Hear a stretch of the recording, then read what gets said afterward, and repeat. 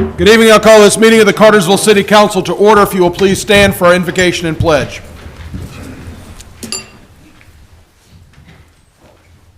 Join with me as we pray. Our dear gracious Heavenly Father, we thank you for this day. We thank you for the blessings you've given us. Thank you for this opportunity to come and do the work of the city of Cartersville. Thank you for those who have assembled themselves here tonight, and also thank you for our staff who has worked to put together things that you brought tonight. Go with us now, be with us as we make the decisions and do the business of the city. And it's in your holy name we pray. Amen. Amen. Join me in the Pledge of Allegiance. I pledge allegiance to the flag of the United States of America and to the republic for which it stands, one nation, under God, indivisible, with liberty and justice for all. Just break the roll, please. Carrie Hodge, Ward 1, here. Jay Stepp, Ward 2. Carrie Roth, Ward 3. Here. Calvin Cooley, Ward 4. Here. Gary Fox, Ward 5. Here. Alyssa Cordell, Ward 6. Here. Thank you, Julia. First order of business is to approve our council meeting minutes from our last meeting, which was held on February the 6th. Council, now would be the time to make any edits to those, should you see any that need to be made. If not, a motion is in order. Motion to approve. Second. All in favor indicate by saying aye. Aye. Motion to approve the minutes carries unanimously. Mr. Morgan, why don't you get us started off tonight, please? Good evening, Mr. Mayor and Council. The Downtown Development Authority Board has two members that are currently serving and would like to continue to serve for another 3-year term. They're Dan Kramer and Trish Sullivan. We're asking for approval for them to be reappointed to serve this next 3-year term through February 18th, 2028. Thank you. Is there any discussion? If not, a motion is in order. Make a motion to approve. Second. All in favor indicate by saying aye. Aye. Okay. The motion carries unanimously. Thank you. Before Mr. Menino comes up, I'll ask council if they would please be so kind as to make a motion to add 3 items to the agenda this evening. So moved. Second. All in favor indicate by saying aye. Aye. 3 items added. Mr. Menino, the floor is yours for Z 25-01. Thank you, Mayor and Council. This zoning case has been properly posted and advertised. There appears to be no conflicts of interest, and it was evaluated based on the city's standards for exercise of zoning powers. With that, I'm not going to get into a lot of the history of this property. Y'all have seen it on other occasions. It's a 9.5-acre tract located on Thornwood Drive and Clubview Drive. It's currently zoned general commercial. The applicant is proposing RA12 for a townhome development. It came back before you about a year ago as a proposed townhome development. The difference in what's being proposed now and what was being proposed then initially was approximately 96 lots. Now they've changed that to 80 lots. They've modified it to show 2-car garages, and they've added approximately 44 parking spaces and some green space to their proposed plan. With going through the Planning Commission meetings, they did agree to do a 10% cap on the rentals as part of their homeowners association documents. They agreed to add some language in their homeowners association documents dealing with the enforcement of on-street or on-easement parking. With that, additionally, they showed some landscaping and said they were agreeable to do some fencing and landscaping along the shared property line with the country club. With that said, again, it's a proposed change from general commercial to RA12 for 80 lot townhome development, and the Planning Commission did recommend denial of this request. Okay. Thank you. Are there any questions for Mr. Menino at this time? Seeing none, I will open up a public hearing for Z 25-01. If the applicant is here and would like to begin by presenting, that would be appropriate. And as with anybody that steps forward to speak, if you would, please, sir, your name and your address so our clerk can put it in the minutes. Jonathan Keeler. I live at 8325 Ainsworth Drive in Cumming, Georgia, 30041. I'm here on behalf of JFB Developments, the developer. We were not the original developer that submitted the plan for 96. We took that plan and improved upon it based on the feedback that we got for that plan. There are some landscaping in the proposal shown on there with fencing along Club Drive that goes to the Cartersville Country Club. And we have some conditions with the country club that will be written up and submitted that are suitable and to them as well as us as far as fencing and the landscaping along that roadway.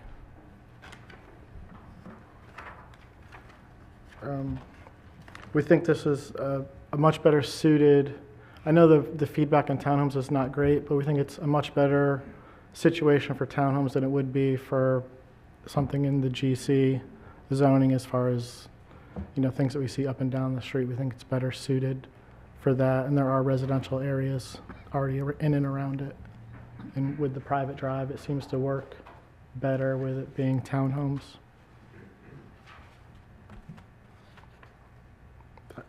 It?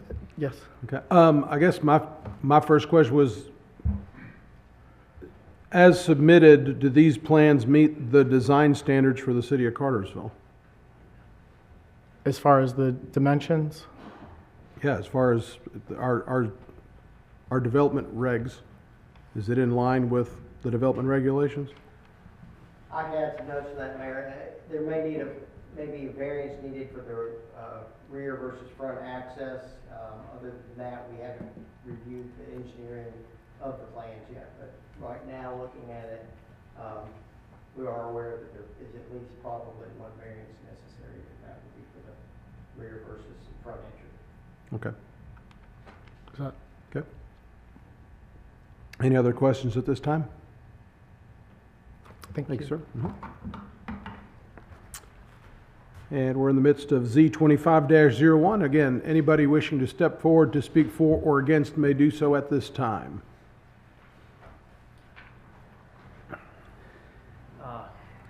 Robert Walker, 15 South Public Square. I'm here on behalf of Cartersville Country Club. I'm president of the board of directors of the country club. And I just wanted to confirm what Mr. Keeler said. We have been in discussions and have arrived at a number of conditions that we've discussed and worked out with the developer or property owner that they have agreed to implement. And if the city council is so inclined to grant this rezoning, we would ask that those conditions be imposed as conditions to the rezoning. And if they were in fact imposed as conditions to the rezoning, then the country club would support the rezoning. And those can be provided, as Mr. Keeler indicated, prior to the next meeting before the vote, so that the council can be provided to with those. Okay. Mr. Lovell, is it typical that we would put conditions of agreements between two private party owners as a condition of the zoning in the city? It is not typical that y'all do that, but as long as the, but applicants and people in opposition at meetings often propose conditions for y'all to place on that. The only difference with this one is that it's a joint proposal from two of the property owners. And of course, it's strictly at y'all's option whether or not you would want to add those as conditions for zoning or not. Okay. Thank you. All right. Okay. Any questions before I sit Very down? good. Thank you. Anyone else wishing to speak on Z25-01 for or against may do so at this time.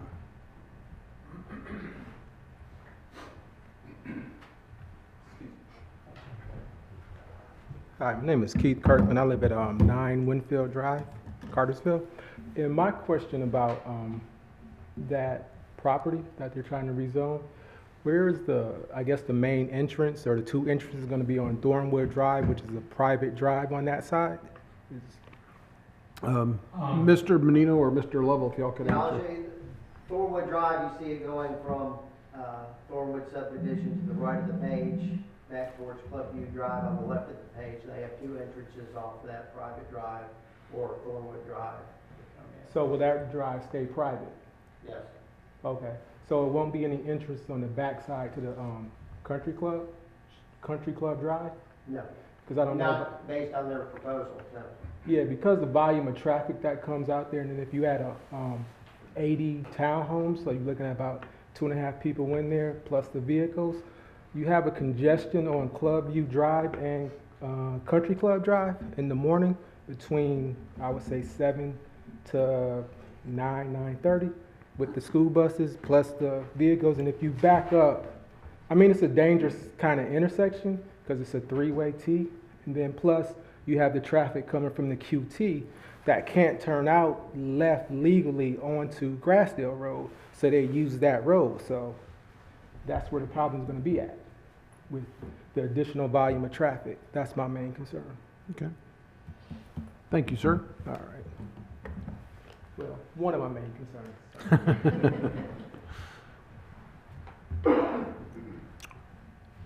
Z 25-01, public hearing. Once again, anybody wish to step forward to speak for or against may do so at this time.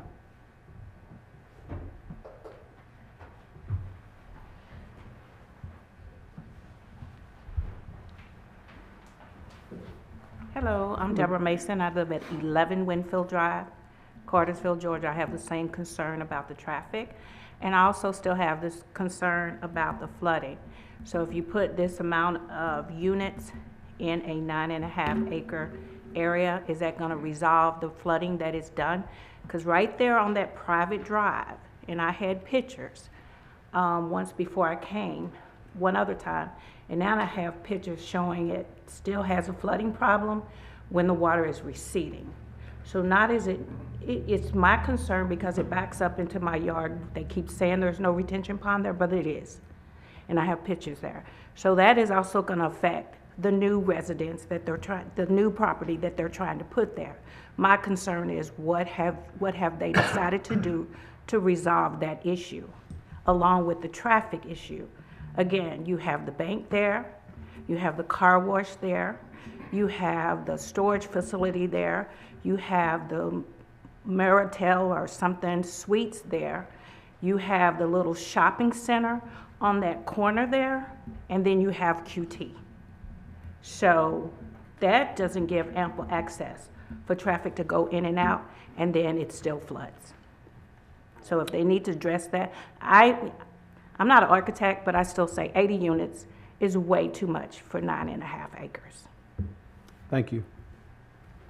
Just as a note, I know we had a brief discussion in work session about the water issue, and Randy, correct me when I start wandering and speaking incorrectly, but as the plan goes through, there are obviously water retention requirements that the city will review, and will make sure that everything is done in a proper manner. That is correct.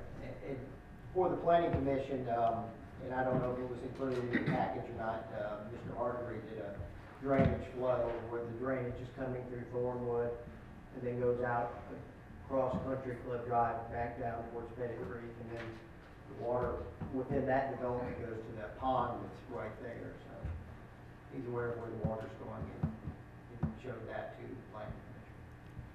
Thank you, sir. Anybody else wishing to speak on Z 25-04 may step forward and do so at this time. And seeing none, I will close the public hearing for Z 25-01. We will have, is there any discussion or questions amongst council at this time? We will have another public hearing on March the 6th, and before council takes this up for final consideration. That meeting will be same place, same time of day. So we will move on to T 25-01, please, Mr. Menino. Thank you again, Mayor and Council. This is a proposed text amendment to the sign ordinance, specifically the roadway sections where electronic freestanding signs are allowed. Currently, on Old Mill Road, electronic freestanding signs are allowed from Henderson Drive west. The applicant, Cartersville Seventh-day Adventist Church, is looking to amend that to allow it from the intersection of Terrell Drive west, so it would add the section from Terrell to Henderson Drive that's currently not included. There was a presentation of the sign that they're proposing and why they want to make this amendment. And with that, the Planning Commission did hear it, and they did recommend denial of this proposed text amendment to the sign ordinance. Okay. Thank you. Any questions for Randy at this time? If not, I'll open up the public hearing for T25-01 and ask anybody wishing to speak for or against to step forward and do so at this time. I'm Patty Rogers, 20 Piedmont Lane, Cartersville. And I'm here on behalf of New Beginning Signs and Graphics. We just would like for you guys to consider this sign for the church. They're looking, to modernize like other churches and be able to advertise when they have things that could benefit the community, whether it be some type of service or free meals or something like that. I went last night about it's probably about 6:30-ish. So just kind of dusk, and I took a couple of pictures, one with myself standing on the left of the sign and one standing on the right, facing the home that's across the street on Terrell Drive. I have those here. I have 7 copies, but one's left and one's right. You guys can see. You can see on the grass as well how the ground is currently illuminated with the bulbs that are in there, and if you'll notice, they're kind of a yellowish color, indicating those are more fluorescent bulbs that you would see in your home. Those are not actually sign grade bulbs.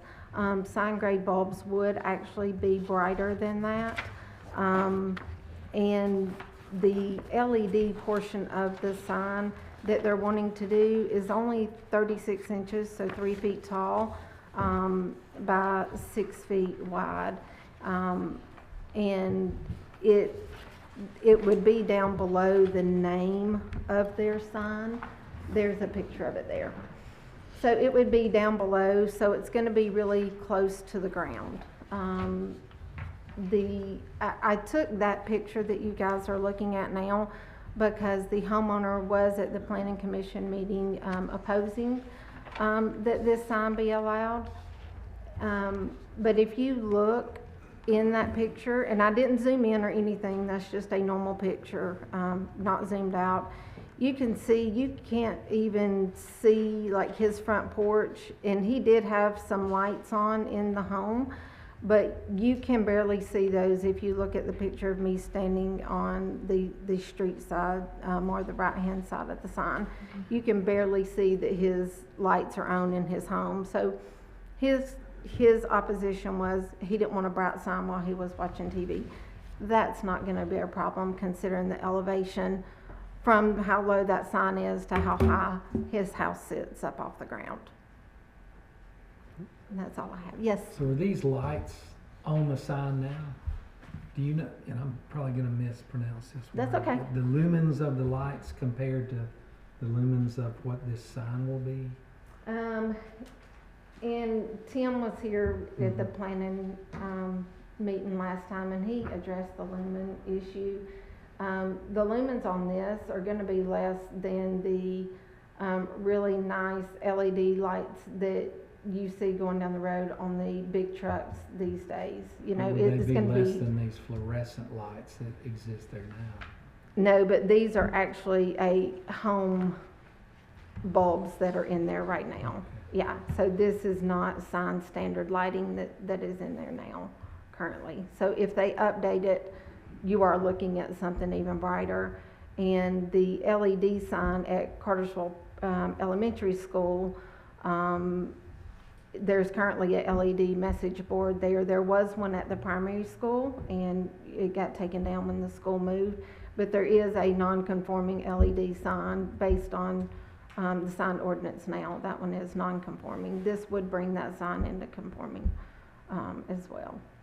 And the ordinance says that, you know, it needs to be 100 feet away from a residence, and it's 472 feet away from the residence. Okay. Any other questions for Ms. Rogers? Thank you. Thank you. Continuing on with the hearing for T25-01. Can anybody wish to step forward to speak for or against may do so at this time. My name is Robbie Stewart, and I live at 408 Terrell Drive, the house in question. My issue is with the current sign. They can go up to 10 feet. Now, they're claiming that they want to keep it at the current height. The ordinance allows up to 10 feet. The second thing that I've got is that from Henderson Drive to Terrell is non-commercial. It's either residential or it's church. Henderson Drive West is commercial. I understand LEDs in commercial. And I said this in the Planning Commission. I think that the city, Randy, the staff, you all do a really good job when you're looking at sign ordinances. You study them. The problem we get into with cities is when we start creeping past the original intent. Let's go 10 feet more. Let's go 100 feet more. Where does it end? And then the next thing that I would propose to you all is this. Where does it end with the next one? You know that the adjoining property owner is going to be in here putting up one. So when we look at the question about the lumens versus the LED versus the fluorescent, fluorescents are nowhere near the lumens or the candle foots that the LED would be. The issue is not, it's one static color. So one candle foot of light is equivalent to a full moon. Now imagine that full moon changing colors every 60 seconds. And it's the flashing impact that you have if I'm sitting in my house in the fireworks, prime example. You may not see them, but you hear them, but you can see the different colors. That's what I'm talking about, is the different noise, the light pollution that you'll have when you start allowing these signs in this area, when we're encroaching into a residential area. It's not something that, my previous life I was in the sign business. I'm not anti-signs. I'm just careful about what we do, and we don't turn an area that's non-commercial into a commercial for signage. There is a different part of your ordinance that hasn't been addressed that says that if the sign is in sight of a house, it has to be 1/10 of a candle foot. I think I maybe pronounced that wrong, but of lumens. At that point in time, what are we trying to do? We're creeping into something. It's in the line of sight of my house. You know, I think that when we look at it, if it's something that the council really thinks needs to be done, let's study it. Is there a way to start with some kind of, screening from residential? Is there something that we can do to help block that?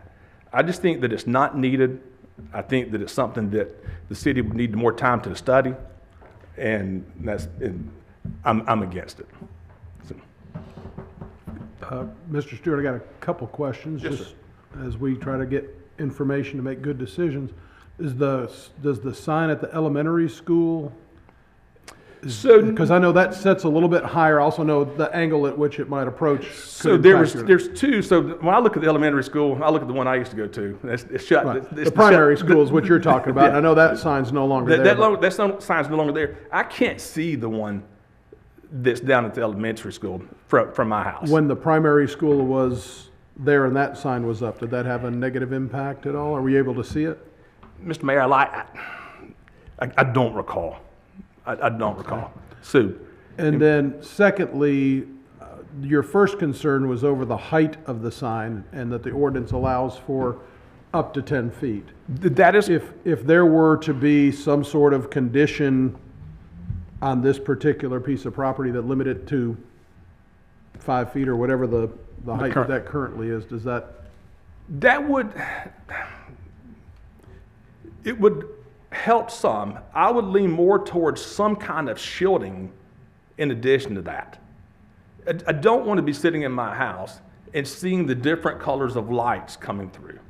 So the height is an issue, but in conjunction with height, I think we need to do something with a shielding of some sort, whether it's shrubbery, whether it's something to take the noise pollution, the light pollution away. And so I guess the other part of that was you talked about the change in the lights being a major distraction. Mm-hmm. I know that these lights, and maybe Ms. Rogers could come up and educate us when we're done with this, but is there, if the sign could be programmed that after 8 o'clock at night, that it remains digital but static without the changing, does that somehow improve your Yes, position? I mean, anything's going to help. If it's something that the city would like to do, and you all think is a necessity that we need, I would be willing to sit down and discuss those things with you. I'm not quite so sure we need them right there, but if the city thinks that we do, let's look at it from the residential side, and I'll work with. I mean, I will suggest things if you all would like to, entertain them. One thing that I would propose is that at a certain point in time, if this is something that you all think is a necessity of the city, does it get turned off? Is it at a certain point at night that there's a timer on it? I mean, it's no longer, an issue. The second thing is, I've mentioned this at the Planning Commission. Who regulates that? Me? Bug and Randy? What happens there? So a third thing, going down this rabbit hole, this is the reason I said that I think there should be some discussion if you all decide this is the route you'd like to go, is that, if you got encroaching into residential areas, I would propose that if there was multiple violations of whatever you all decided, if this is the route you'd like to go, they lose their permit. And the violation could be, if it's supposed to be off at 10 o'clock at night. I photo it on at 11 o'clock at night. Send it to Randy. Violation 1. Something, because Randy's not going to come in from out of town to come check that thing at 11 o'clock at night. So who's going to monitor it? Unfortunately, it's going to be me. Well, we do have an evening code enforcement officer on certain nights of the week, and weekends. He'll give you their number so you don't call him. Yeah, it won't be Randy.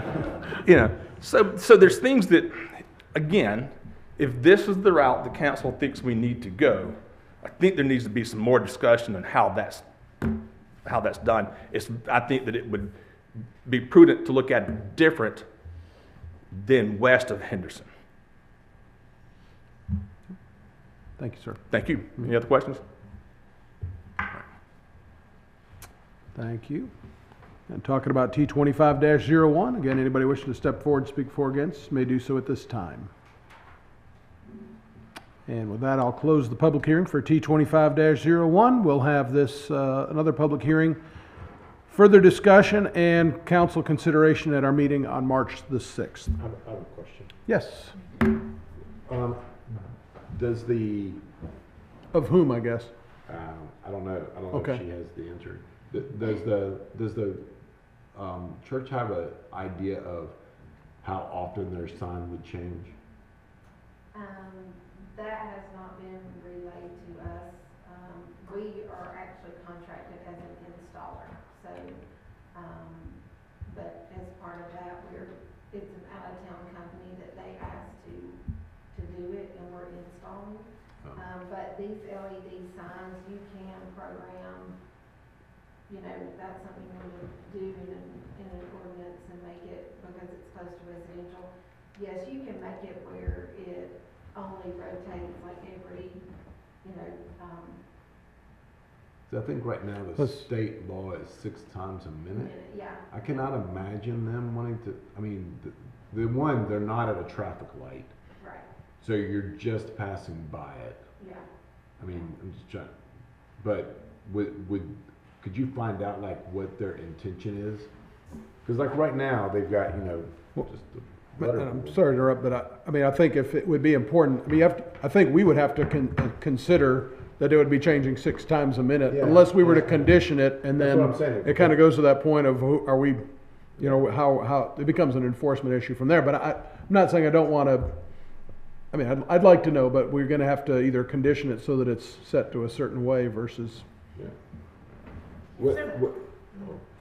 I just one more follow-up question. Do you know if your client, I think the idea of, because I noticed they own all the way to Terrell. Do you know if they have thought about a screening? Has any of that been brought up for the neighbor? Yeah, I don't know. And when you say screening, you explain what you mean. Like a hedge or a. Okay. like on, but I know we're not gonna have it at the stop sign not gonna have it at the stop sign at Terrell.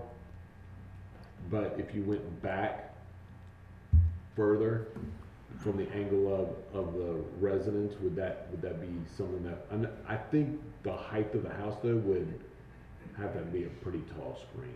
That's the only caveat I think on the screen. That'd be a pretty tall screen, but you know, I don't know if they've heard that conversation. Okay. I mean, you don't want to screen on a sign, it negates the purpose of a sign, but maybe there's a place that could be useful. Okay, thank you. I'm sorry, Carrie. Mrs. Hahn. No, you're fine. Keith, I should know this, but I'm trying to recall. So if we were to determine a condition on that sign on that piece of property, would it be forever? Or if the property is sold, would that change with the new owner? You couldn't do that. You could not? Could not, based upon what's in front of you today. What's in front of you today is a text amendment. And that text amendment is to define the distance or the locations for the sign. Now, you could amend that ordinance and say, you know, between Henderson and Terrell Drive, the signs have to be 30 feet back. Or you could impose some conditions. But that condition you would come up with would be applicable to that entire area, whatever that area may be. Okay. Please do. So, I'm going to formally reopen the public hearing since we asked you a question and we started it, but go ahead. so in that case, if y'all decided at the next meeting to put a stipulation on, or could y'all say at the next meeting, okay, yeah, they could do this, but they've got to plant, you know, a row of bushes, you know, no more than 20 feet away from the sign, you know, going towards Terrell or anything like that? Not according to Mr. Lovell, Okay. I don't believe. We would have to go through a whole other process of us okay. changing changing the ordinance to put conditions on that. Okay. But we could, though, amend the ordinance, if they wanted it from Henderson to Terrell, we could put in the stipulations into that ordinance to say, you can have an electronic sign from Henderson to Terrell, but it can't be taller than 5 feet, it can't be more than 32 square feet, and so on and so forth. Could we Yes. not? Yeah. Yes. So in that area, we could still put the stipulations in and say, you know, you can still have an electric sign, but it has to be this many lumens, and it has to be this high off the ground, it can be this square feet footage. So And it has to be turned off at this time, or it can't change, or whatever. Well, and it does dim at night. All Yeah. of those LED signs dim at night. Unless you're at the high school football game and they put up a ad with a white background, then it's horrible. So it'll blind you. So yeah. But yeah, so I think that we can still amend it to that. Sure. Okay. Thank you. All right. Thank you. Since we reopened it up, Mr. Stewart, do you have any other comment or concern? I'll let you have an opportunity to re-enter the public discussion if you like.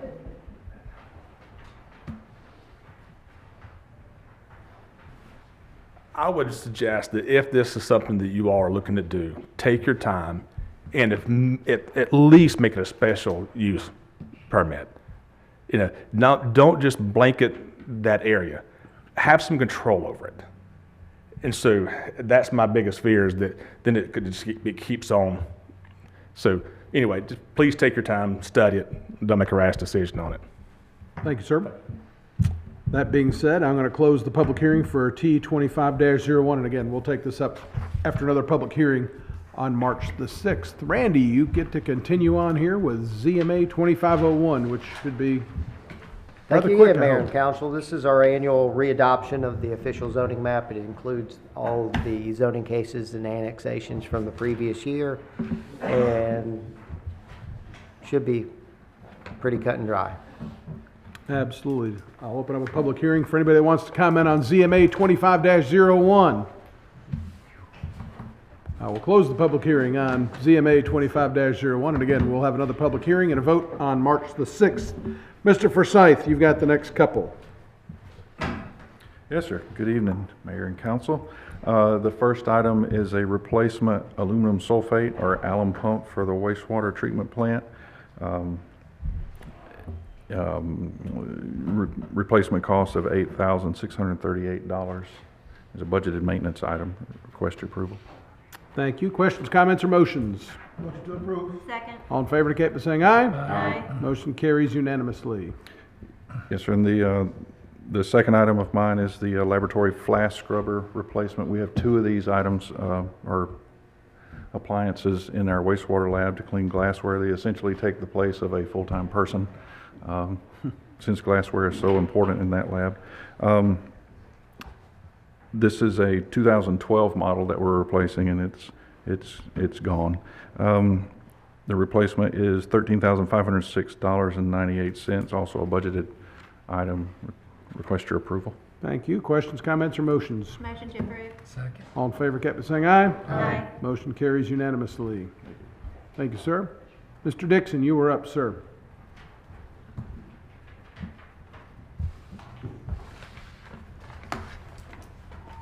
Good evening, Mayor and Council. We currently have a heavy-duty bandsaw for cutting metal that is at the end of its useful life. It's 20 years old, needs major repairs, and parts are no longer available for it. We received 3 quotes and only received 2 back that were complete. Norman Machine Tool Limited of Baltimore, Maryland submitted the lowest complete quote of $16,432.60. This is a budget item, and council's approval is recommended. Thank you. Any discussion? And if not, a motion's in order. Motion to approve. Second. All in favor indicate by saying aye. Aye. Motion carries unanimously. Thank you, Very sir. quickly, I just want to thank your guys. I had a couple of, one professional, one personal, to need to locate services. Went through 811, and your guys came out and did a great job very quickly, so I appreciate that. Thank you. I wanted to ask you if they Yes, sir. did what they were supposed to do. Thanks. They did. David Archer Jr., you're up next, sir. I got this one, Mayor. The AED. Oh, never mind. That's right. This is for the Parks and Rec Department, but we were leasing some units. This is for purchase 16 AEDs and some cases and all. Total cost $30,359.84. Questions, comments, or motions? Motion to approve. Second. All in favor indicate by saying aye. Aye. Motion carries unanimously. Mr. Greer's up, just want to make sure. Good evening, Mayor and Council. This item is for the purchase of 2 edge firewall appliances from Fat Pipe Incorporated for $108,350.80. This will replace our current edge firewalls and bandwidth shapers that are used to deliver bandwidth service levels to Fibercom customers and city county departments. This is not a budgeted item, but 2020 SPLOST funds are available, and we recommend this for your approval. Thank you. Any discussion? If not, a motion is in order. Make a motion to approve. Second. All in favor indicate by saying aye. Aye. Motion carries unanimously. Thank you. Thank you. Mr. Foy. Thank you, Mayor and Council. Late last year, Public Works awarded our annual resurfacing contract to the lowest bidder, Surface Masters Incorporated, for $1,084,917.26. The original resurfacing contract consisted of resurfacing or paving 4.4 miles of city streets. Public Works now proposes an additional 3.99 miles to be resurfaced, bringing the total mileage to 8.3 miles, which is enough mileage to keep the paving program on a slightly lower than 16-year paving cycle to pave all the roads in the city if we kept paving at that rate. The local improvement maintenance grant from GDOT this year was $323,486.21. We have budgeted $788,569 out of general fund and $550,000 out of 2020 SPLOST. We recommend approving an additional $600,000 beyond the previously budget amount of $1,373,486.21 to be able to add these approximately 4 miles. to, bring our paving up to, like I said, 8.39 miles. List of streets, in addition to what we have in the first contract, includes Pearl Street, Woodland Drive, Mitchell Avenue, Plymouth Road, Railroad Street, Wofford Street, Stokely Street, Town and Country Drive, Deborah Circle, Boatner Avenue, Cook Street, South Avenue, Alexander Street, South Bartow Street, and Grandview Drive. Based on the quantities utilized and contract unit prices, we will make minimum adjustments as needed to stay below the total amount not to exceed $1,973,486.21. All right, any discussion? Not a motion. Motion to approve. Second. All in favor indicate by saying aye. Aye. Motion carries unanimously. Thank you, Mr. Foy. Mr. Porter, go ahead.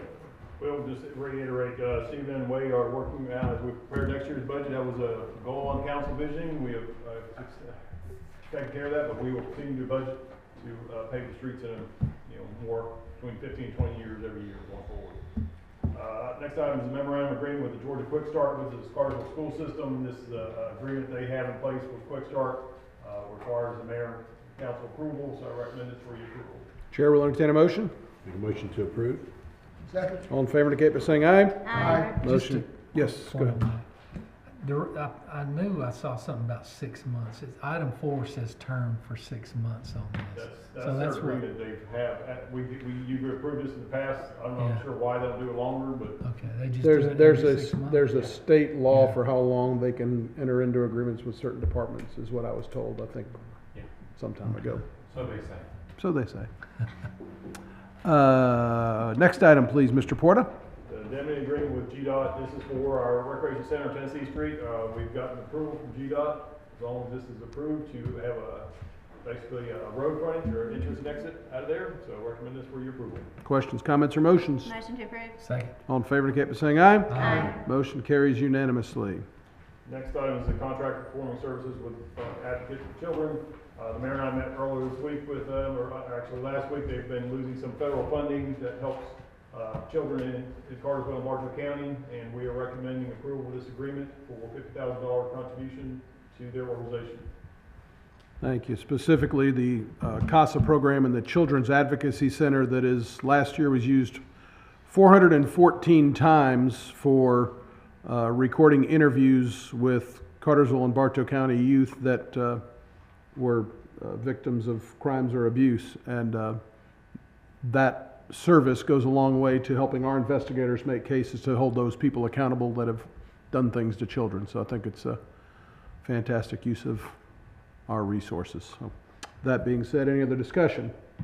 If not, a motion's in order. Motion to approve. Second. All in favor indicate by saying aye. Aye. Motion carries unanimously.